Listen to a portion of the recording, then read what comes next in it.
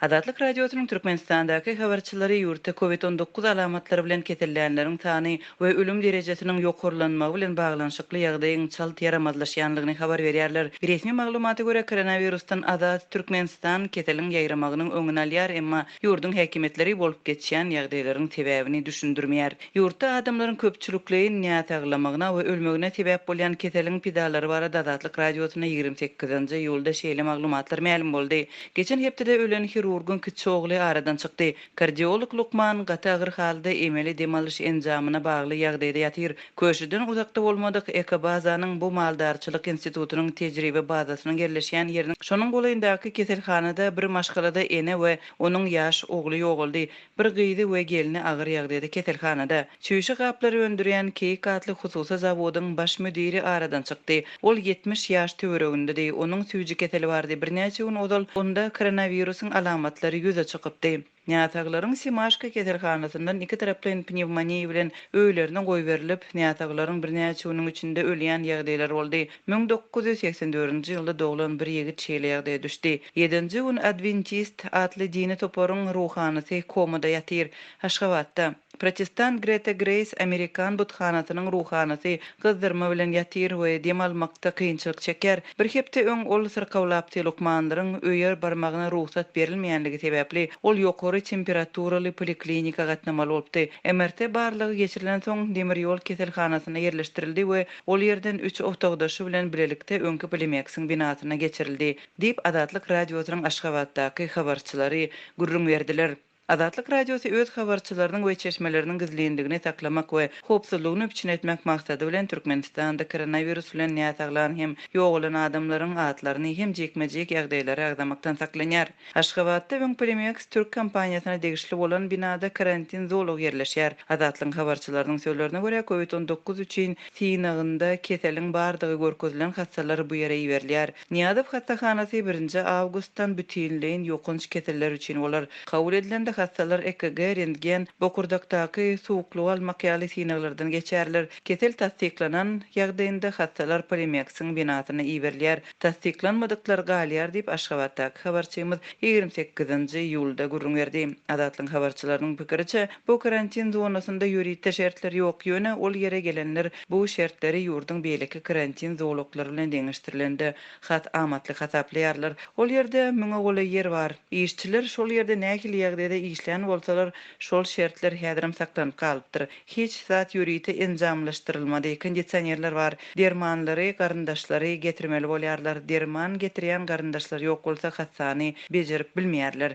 Ýygynyň iýmit getirjek adam bolmasa hassany şol ýerde iýmitlendirýärler. Emma gap-gaşlar bilen baglanyşykly kynçylyklar bar. Iýmit üçin hassanyň özü gitmeli, iýmit ýatýan ýerlere eltilmeýär. Aslynda bu bejergi dälde izolýasiýa diýip habarçymyz şol ýerdäki hastalara salgylanyp habar berdi. Şu günler derman serişdeleriniň yetmezçiligi diýsen çynlyky mesele bolup durýar. Aşgabatdaky habarçylarymyzyň maglumatlaryna görä hastaxanalarda näsaglara asla derman berilmeýänligi hem seýrek däl. Emma vilayetlerdaky ýagdaý hasagyr. Libapdaky habarçymyz Adatlygyň derman gytçylygy barada beren soňky habarynyň ýa-ni Aşgabatdan derman iýerilendigini ýöne ýene virusa garşy dermanlar däldi diňe antibiotiklaryň ugradylandygyny 28-nji ýylda habar berdi. Adatlyk bilen söhbetdeş bolan Lukmanlaryň bellemegine görä koronavirusly näsaglara köplenç antibiotikli sanjym edilýär. Libap vilayetinde bu kesel ilatyň arasynda şol sanda Lukmanlaryň we polisiýa işgärleriniň arasynda köpelýär. Koronavirus alamatlary bolan polisiýa işgärleri köp. Soňky 2 hepdede 14 polisiýa işgäri köp uğurly keselhana kabul edildi. Olaryň hemmesiniň koronavirus testleri oňy netije berdi. Näsaglar köp. Her sagatda takminan 10 adam köp uğurly keselhana getirilýär diýip Adatlyň habarçysy yerli keselhanalardaky çeşmelere salgylanyp habar berýär. Şeýle-de vilayetdaky habarçylarymyz Farap etrawynyň prokurorunyň orunbasary Isaew Çarygeldiňiň keselhanadan çykarlandygyny habar berdiler. Geçen hepde bu resmiýetiň koronavirus testiniň oňy netije berendigi ýöne ikinji synagynyň negativ netijäni görkezenligi ma'lum bolupdy. Azatlyň habarçylary Libabyň ýene bir şäherinde Kerkidäki we onuň golaýyndaky owalardaky ýagdaý barada habar berýärler. Köp adam koronavirus alamatlary bilen Kerki keselhanalaryna ýüz tutýar. Golaydaky owalaryň ýaşaýjylary ýetaty lukmançylyk hyzmatlarynyň peýdalanyp bilmeýärler. Hatap, Başsaka we Gowak daýhan birleşikleri Tibet merkezinden 75 kilometr uzaklykda ýerleşýär. Ýaşaýjylary Kerkiden tiz kömek çagyrmaly bolýarlar. Köplenç lukmanlar gelip bilmeýär, olar çykgynsyz ýagdaýa düşýärler. Hatap owatynyň 45 ýaşly ýaşaýjysy ýokary temperatura sebäpli tiz kömegi çagyrdy. Oňa tiz kömek gullugynda ulaglaryň hemmesiniň döwlenligini diňe üçetiniň sebetde işleýänligini we taksili onuň özüniň gelmegini teklip etdiler diýip habarçymy daýdar. Adatlyň habarçylarynyň sözlerine görä soňky bir hepdäniň içinde Hatap we Gowak owalarynda näwelli keselden 16 adam ölüpdir. Olaryň diňe ikisi 60 ýaşdan geçen adamlar. Habarçymyz yerli tiz kömek gullugynyň awtolog sanawynyň 2008-nji ýylda getirilen 15 sany Uaz ulagyndan we öňkü döwürden galan 5 ulagdan ibaratdygyny anyklady. Häzirki wagtda bary ýogy 3 awtolog işleýär. Galan ulaglar işe yaramaýar. Awtology awatlamak we ätiýaşlyk şaýlaryny satyn almak işleri sürüjüleriň boynuna atylypdyr. Emma olaryň ençemesi bu aşa çykdyjylar sebäpli işini taşlamaga mejbur bolupdyr diýip habarçymy daýdar. Türkmenistanyň häkimetleri öz territoriýasynda COVID-19-yň hasaba alınmanlygyny öňe sürýän hem bolsalar, indi ýylaty Gurban bayramyny köpçülikleň bellemezlige çagyrýarlar. Paýtagtda we vilayatlarda her gün öýler aýlanýarlar. Daşowda mektep ýolbaşçylary we administrasiýa wekilleri her gün ýaşaýjylaryň öýlerine barýarlar. Olar gapylary kakýarlar we ýylaty Gurban bayramyny bellemezlige çagyrýarlar. Belleteler-de mihmanlary çagyrman mümkin boldugyça öýden çykmazlygy aýdýarlar diýip habarçymyz belledi. Bu wagtda Şabatda lukmanlar öýme-öý aýlanýarlar we ýylata öýde bolanda da maska giýmegi wagt edýärler. 3 hepdäniň içinde Türkmenistanyň häkimetleri pandemiýa başlanaly bäri bütün dünýäde ulanılan bütün dünýä Saglyk Guramasynyň tekliplerini durmuşa geçirmek üçin görülip eşidilmedik çäreleri gördü. Türkmen häkimetleriniň çäklendiriji çäreleri paýtagtda guruluşyň toktadylymagyna sebäp boldy. Aşgabatda Türkmenistanyň prezidenti tarapyndan gödökçülük edilen uly diýeshalaryň guruluşy hem doňduruldy. Şu aýyň başynda Türkmenistanyň esaty guruluşy hyzmatdaşy Fransuz kompaniýasy Bouygues öz işgärlerini ýurtdan ekitdi. Soňra Azatlyň habarçylary Türkmen resmiýetleriniň Bouygues bilen guruluşy dowam etdirmek, garaşsyzlyk günneçenli diýeshalaryň guruluşyny tamamlamak maksady bilen gepleşik geçirýändigini habar berdiler.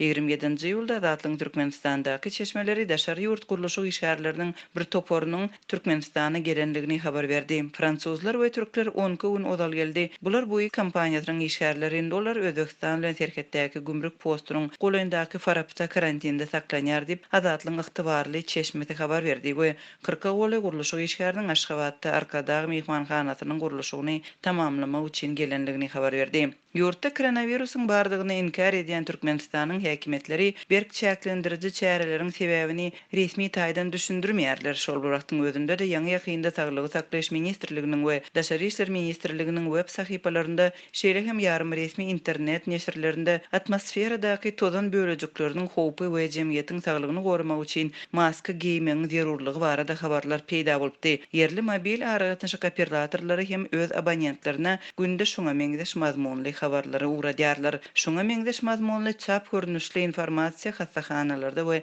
köpçülik ýerlerinde hem yerleşdirilýär. Munyň bilen birlikde ýurtdaky lukmançylyk edarelerinde öýken keseliniň alamatlary ýüze çykanda özüň alyp barmagyň kadalary barada duýduruşlar hem bar. Türkmenistanyň häkimetleri ýurtda mojalyan pnevmoniýanyň bardygyny hem agzamaýarlar.